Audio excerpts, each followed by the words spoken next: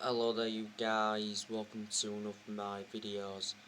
Man United are reportedly eyeing a cut price deal for Wolves midfielder Ruben Neves.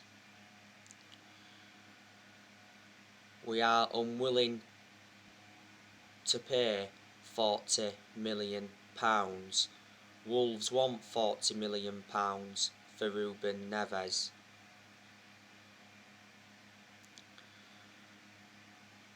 Bruno Lage wants to keep Ruben Neves, but says every player has a price. Man United are still interested in Ruben Neves. Earlier on in the summer, Ruben Neves hinted that he'd made a decision on his future. He called any talks of a transfer away.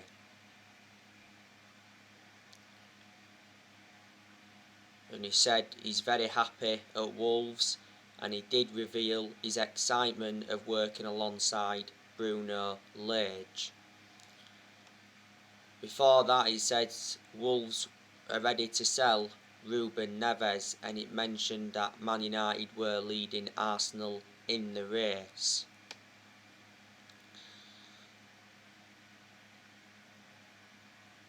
Ruben Neves would be a great signing for Manchester United. The reasons is because he's well proven in the Premier League. He's still young, got a lot of development in him. His performances for Wolves have been fantastic, and if he came to Man United, he'd replicate what he's done with Wolves. Ruben Neves has got a contract with Wolves until 2024. Wolves paid £15.8 million for him from Porto back in 2017. At Wolves, Ruben Neves has scored 20 goals in 178 appearances.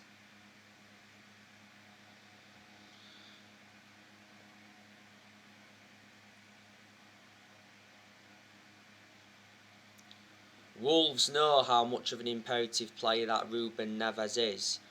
Last year, Wolves lost Diego Jota to Liverpool, and they've really struggled without him. They also lost Matt Doherty to Tottenham. Now, I want to give you some more news on Declan Rice. So Man United make Declan Rice swap deal proposal to West Ham for Jesse Lingard.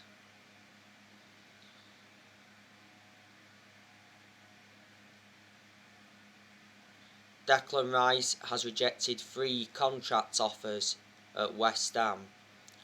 Declan Rice said he's unhappy with West Ham's £100 million price tag.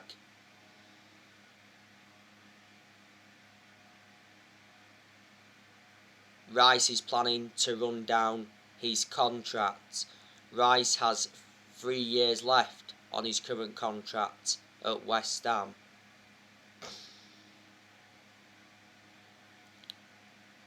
Declan Rice has been at West Ham for a good 7 years or so.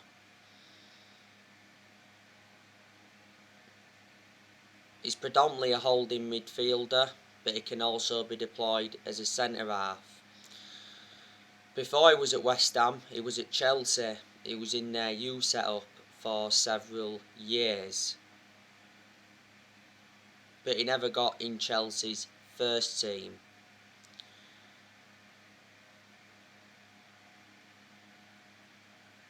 Declan Rice would be a fantastic signing for Man United, because Rice is predominantly a holding midfielder, and we need a holding midfielder.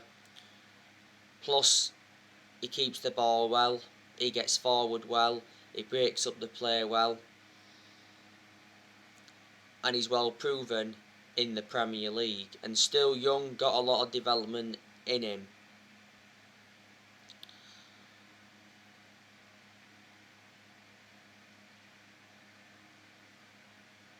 Now I think Manchester United need to offload Jesse Lingard.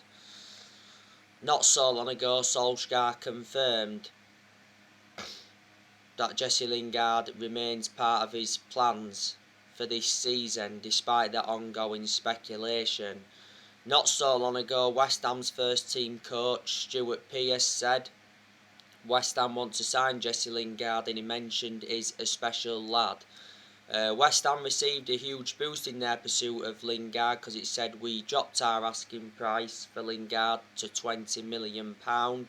Initially we was demanding £30 million.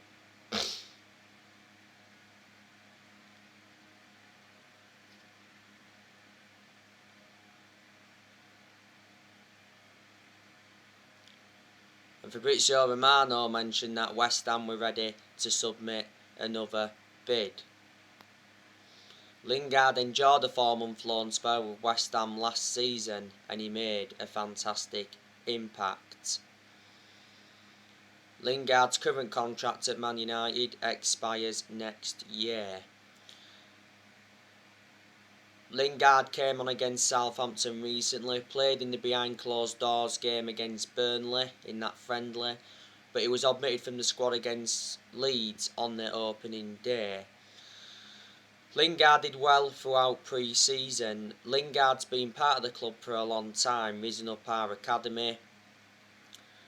At Man United, Lingard's won the FA Cup, the Europa League, the EFL Cup and the Charity Shield, and he scored in some of them finals. He's had quite a few loan spells. Had a loan spell with Leicester, Birmingham, Brighton, Derby and West Ham. Now, Man United are ready to let go of Donny van de Beek and Victor Lindelof this summer to make way for more signings. Now there's a good chance Donny van de Beek will leave if he doesn't get game time. Last season, Donny van de Beek made 36 appearances for Man United in all competitions, but most of them appearances came from the bench. Van de Beek only started 4 games in the league last season.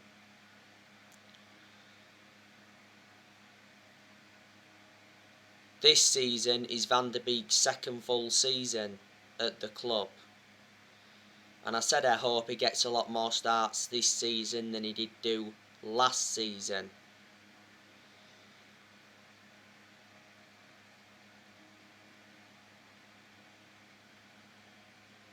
We got Van de Beek from Ajax last year. We got him for £40 million with add-ons included. Van de Beek's got a contract with Man United until 2025. He's versatile, Van de Beek. He can play in like 3 different roles. I haven't really had much of a perception on him at Man United because, like I said, he hasn't started that many games. But he is a good player in general. He was very good at Ajax. Earlier on in the summer, Van de Beek was subjected to a lot of transfer speculation.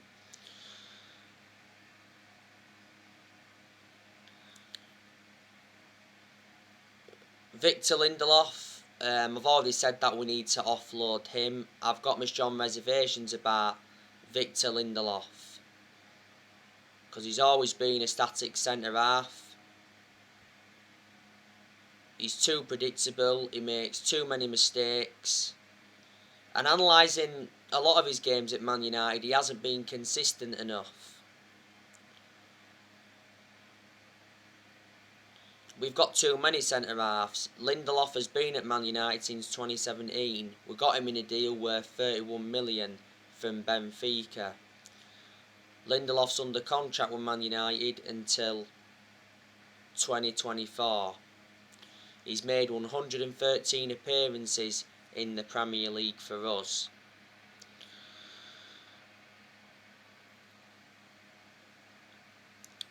But yeah, Man United have not sold one single player in this summer transfer window. We have loaned quite a few players out. We recently loaned Brandon Williams out to Norwich. We loaned Andres Pereira out to Flamengo. We loaned Axel Tuanzebe out to Aston Villa. We loaned Ethan Laird out to Swansea. We loaned Facundo Pellistri out. We also loaned Pellistri out back in January. And we loaned Tahith Chon out to Birmingham. And we're going to be loaning James Garner out. And it looks like Amad Diallo is going to be going out on loan, because Fabrizio Romano recently said that Amad Diallo is still expected to leave Man United on loan. He mentioned that Crystal Palace have asked for him, so has Sheffield United, but he's only interested in Premier League clubs. No final decision has yet been made. Solskjaer said prior to the game against Southampton that he expects Amad Diallo to stay this season, because Solskjaer mentioned that he was impressed with Amad Diallo in training. Atlanta want to re-sign Amad Diallo on loan.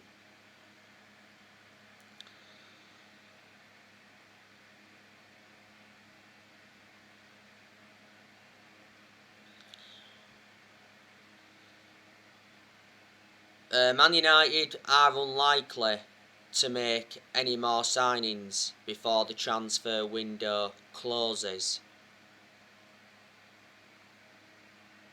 The transfer window closes in a week. Solskjaer's already confirmed that he wants Man United to make one more signing in this summer transfer window. Solskjaer's priority is to get a midfielder on the board.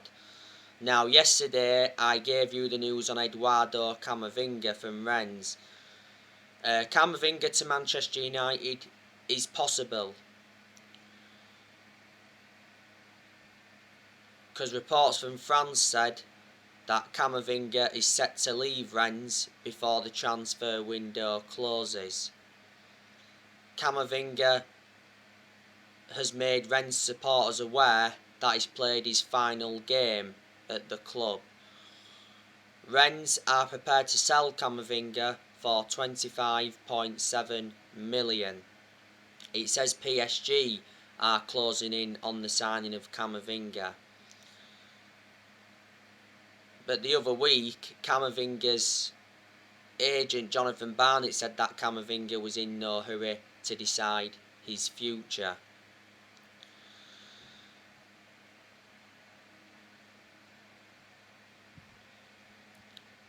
Before the start of the season, Solskjaer spoke out on Man United's transfer plans. He did say any more signings would be a bonus for Man United.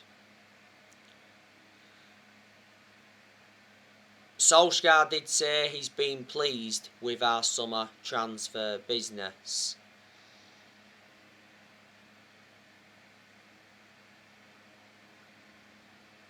Man United have made 3 signings in this summer transfer window. We brought Tom Heaton in on a free from Villa. We brought Jadon Sancho in from Borussia Dortmund, and we brought Raphael Varane in. So we've spent around £113 million.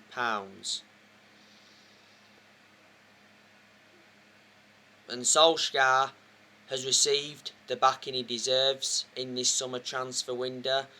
Surprisingly, our owners, the Glazers, have backed him, only because they'd been persuaded to, because towards the end of last season a lot of United fans protested against the Glazers at Old Trafford, because the Glazers were planning to scrap the Champions League for that European Super League.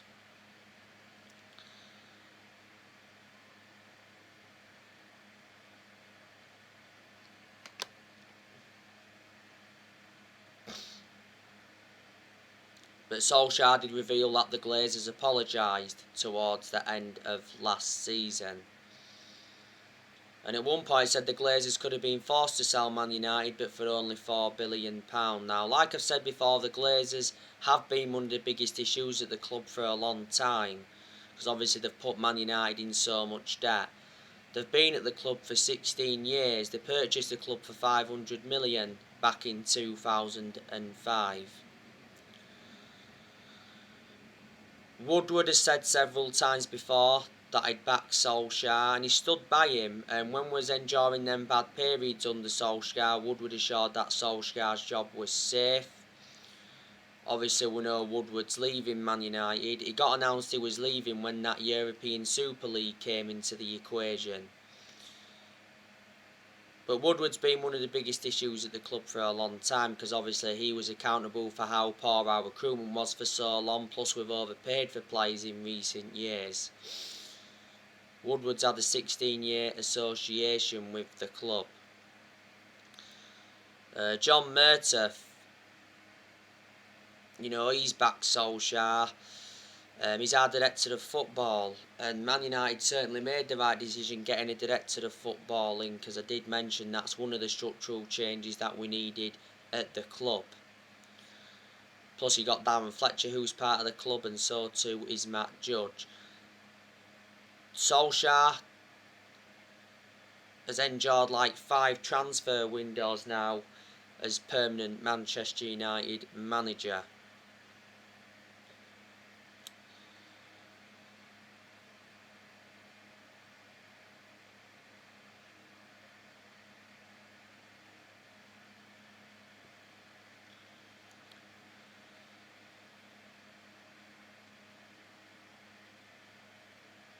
I reckon Man United have got a very, very good squad, with Varane and Sancho here. But before they came, and I still thought it was a decent squad.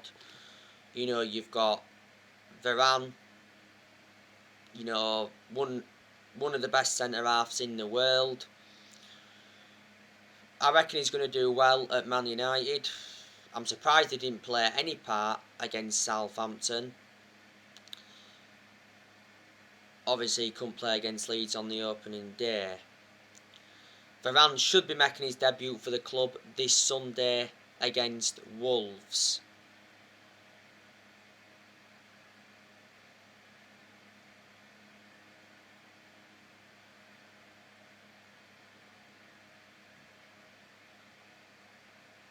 We got Varane for £43 million. Man United paid 34 million up front, and the rest was in add-ons. Varane signed a 4-year contract with Man United with an option of a further year. And Varane is wearing that number 19 shirt.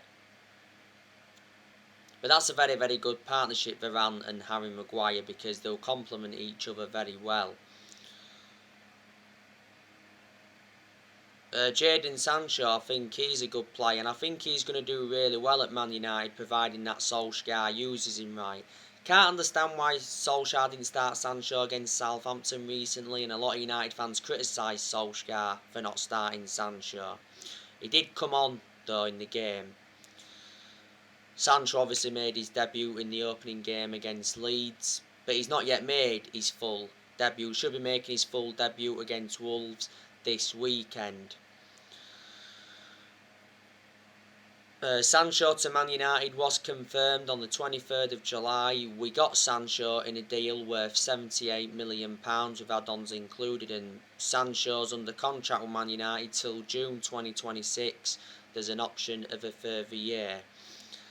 Tom Eaton, he's a decent goalkeeper. Obviously, we brought Tom Eaton in as a backup. To Tom Eaton's credit, he did well throughout pre-season.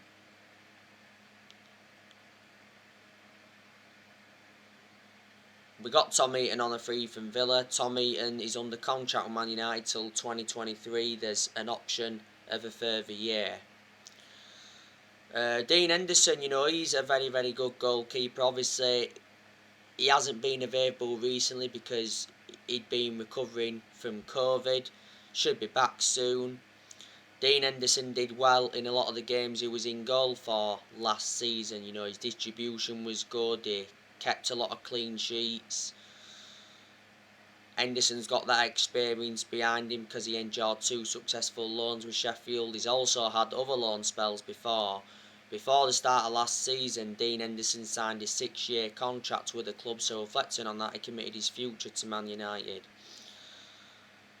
I still highly rate De Gea, despite him making a lot of mistakes in the last couple of years.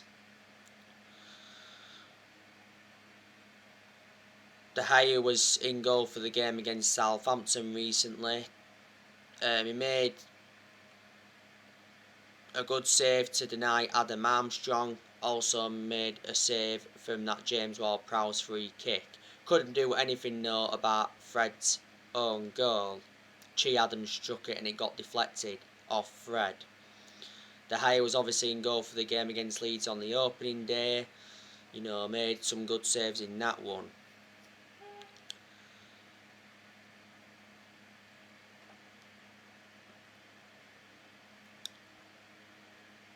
We know that De Gea is staying at Manchester United this season because earlier on in the summer it said that De Gea decided to cut short his holiday by 2 weeks to fight for a starting place, and it said De Gea was determined to fight for his future. David De Gea has been with us since the Ferguson era. He's endured 10 years at the club, so he's been a long servant, and this season is his 11th season.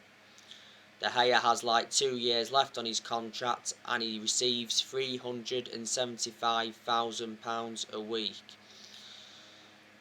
A few years ago, De Gea was regarded as the best goalkeeper in the world because he's won everything domestically at the football club and he's made over 500 appearances for Man United in all competitions.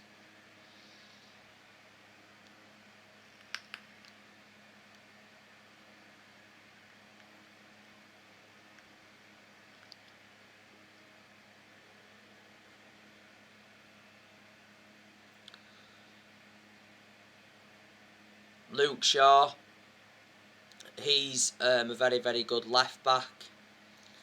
I think Luke Shaw's going to do well this season. I think he's done well in our first 2 games, put a good performance out against his former club Southampton. And he did well in the opening game against Leeds. Luke Shaw was superb last season. Luke Shaw's been our first choice left back for a while, and Shaw still remains our first choice left back despite the arrival of Alex Telles last year. Shaw's had a good career at Man United despite the injuries he has sustained. Shaw's been with us for 7 years, so he's been a long-serving player. I think we're looking to extend Luke Shaw's contract. Shaw's just got under 2 years left on his current contract. Harry Maguire, he's a decent centre-half. I thought he was poor against Southampton, but he was good in the opening game against Leeds. Maguire's had his good games at Man United, he's had his bad games. Like I mentioned, we should get the best out of him now with obviously Varane going alongside him. Maguire was a big miss for us towards the end of last season because he had ligament damage in his ankle. We overpaid for Harry Maguire though, got him in a deal worth 80 million from Leicester, so he's the most expensive centre-half in the world at the moment and the second most expensive signing at the club. Eric Bailly, like I've said before, I think he's a decent centre-half. My element of concern about Eric Bailly is injury prone, so in that aspect he's a liability.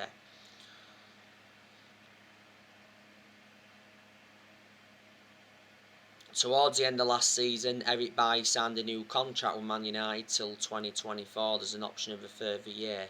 Well, it did say that Eric Bailly's future is in doubt following the arrival of Raphael Varane, but I would keep Eric Bailly as a backup. So if Varane or Maguire get injured, then Bailly's the plan B. Lindelof's a backup as well, but like I've said, I certainly prefer Bailly to Lindelof. We got Bailly back in 2016 from Villarreal for 30 million. And Wan-Bissaka, he's a very, very good right back. One of the best right backs in the league. Defensively, and Wan-Bissaka's always been superb. There's still some aspects of his game that has to improve. He's got to show more attacking intent. Maybe his crossing needs to improve a bit more as well. but he's one of the best right backs we've had since Gary Neville. This is Wan-Bissaka's third full season at Man United. Got him for 50 million from Crystal Palace back in the summer of 2019. And he was poor against Southampton, Bissaka. You know, his positioning was poor, didn't really get forward well, and his passing was poor. But I thought he was good in the opening game against Leeds. Paul Pogba, he's very, very good. What a fantastic start he's had to the season. He's already got 5 assists. You know, he got 4 assists in the opening game against Leeds, and he got the assist for Greenwood's goal in the 1-1 draw with Southampton. Paul Pogba also hit the bar in that game against Southampton. Pogba produced good performances for Man United in the last couple of months of last season, but at one point last season Pogba was out with a thigh injury for a while, and he sustained some ankle injuries at Man United. Solskjaer said prior to the game against Southampton that talks are ongoing with Pogba's representatives to persuade Pogba to sign a new contract. Solskjaer said he's not worried about Pogba's contract situation. Now, Man United give an update on Paul Pogba's future. Solskjaer expects Pogba to still be a United player when the transfer window closes at the end of the month. The Athletic recently said that Man United is set to make Pogba the highest paid player at the club with a new 5-year contract worth £400,000 a week. Pogba receives $290,000 a week on his current contract at the moment. Now, it did say that Pogba's set to not sign a new deal this year, but Pogba's refused to rule out a new deal. Pogba's contract expires next summer, and Sky Sports recently said that Pogba is very likely to leave Man United on a free next summer when his contract expires. It said he's set to join PSG on a 3. But before the start of the season, Pogba rejected a new contract at Man United, and Sky Sports said that Pogba was increasingly unlikely to sign a new Man United contract. But Sky Sports did come out and say that Pogba sees a long-term future at Man United but may wait on the contract extension. McTominay, you know, he's a decent player as well. I'm expecting McTominay to enjoy a good season. You know, he had some good games last season. He needs more time at the club. McTominay has been part of the club for a long time as it stands. Just after the first lockdown last year, McTominay signed a 5-year contract with Man United, so reflecting on that, he committed his future to the club.